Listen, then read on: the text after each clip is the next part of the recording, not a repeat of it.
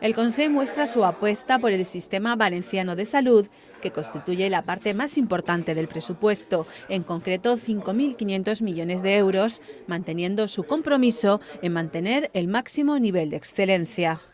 El presidente de la Generalitat, Francisco Camps, ha visitado las instalaciones para partos no medicalizados del Servicio de Ginecología y Obstetricia del Hospital de la Plana, que dispone de los mejores equipos para abordar cualquier complejidad o circunstancia de riesgo durante el parto.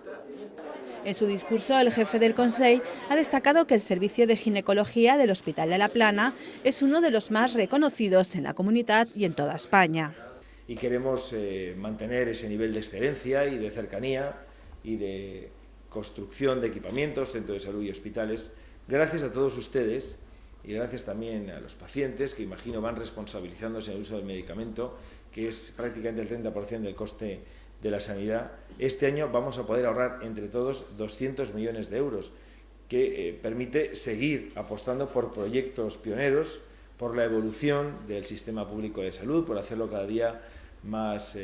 moderno y con más posibilidades y más opciones. Por otra parte, el presidente Camps ha anunciado la puesta en marcha de un plan que permita que la población aquejada de colesterol, obesidad o hipertensión pueda ser tratada de forma integral, con la presencia de especialistas de este ámbito sanitario.